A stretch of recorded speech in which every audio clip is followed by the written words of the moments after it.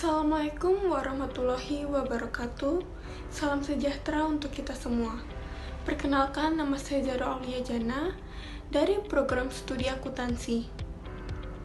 Di sini saya akan menayangkan hasil presentasi yang telah saya buat dengan tema akuntansi perubahan harga. Ada 5 poin yang akan saya jelaskan tentang akuntansi perubahan harga. Poin pertama yaitu akuntansi perubahan harga. Akuntansi perubahan harga mengacu pada perlakuan akuntansi terhadap perubahan atau selisih harga dan masalah akuntansi dalam kondisi yang di dalamnya harga-harga berubah. Dalam merancang akuntansi yang akan diterapkan dalam suatu lingkungan ekonomi tertentu, perlu ditentukan struktur atau rangka akuntansi pokok yang menghasilkan statement keuangan dasar. Poin kedua, rangka akuntansi pokok. Rangka akuntansi pokok akan menentukan batas pengakuan transaksi sehingga data yang masuk dalam statement keuangan dasar akan merupakan informasi yang minimal harus dipenuhi dalam pelaporan keuangan. Informasi tambahan atau pelengkap merupakan bagian dari usaha untuk mencapai tujuan pelaporan keuangan. Informasi pelengkap akan menambah keberpautan informasi akuntansi sementara kualitas objektivitas dan keterujian masih tetap terjaga dalam statement keuangan dasar. Rangka akuntansi pokok akan menghasilkan statement keuangan dasar. Poin ketiga, masalah akuntansi. Perubahan harga menimbulkan masalah bagi akuntansi. Terdapat 3 masalah akuntansi. Yang pertama, masalah penilaian. Perubahan nilai aset individual dapat terjadi akibat perbedaan teknologi atau kemampuan produk baru tanpa adanya perubahan daya beli uang. Persepsi atau selera masyarakat terhadap nilai suatu barang juga dapat mempengaruhi perubahan harga spesifik yang kemudian menciptakan masalah dalam akuntansi. Yang kedua, masalah unit pengukur. Daya beli uang dapat berubah karena perubahan tingkat harga dalam ekonomi mengakibatkan nilai unit moneter sebagai pengukur nilai tidak bersifat homogenesus sepanjang waktu. Inflasi umumnya menyebabkan penurunan daya beli uang. Dalam akuntansi, hal ini menciptakan masalah karena kos yang diukur dalam satuan rupiah nominal tidak lagi homogenesus, menyulitkan penjumlahan kos secara bermakna. Yang ketiga, masalah pemertahanan kapital.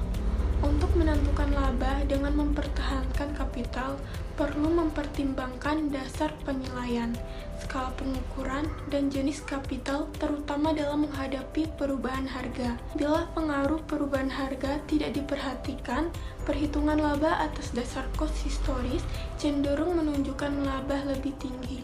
Poin keempat yaitu pos-pos moneter dan non-moneter. Pertama, pos moneter.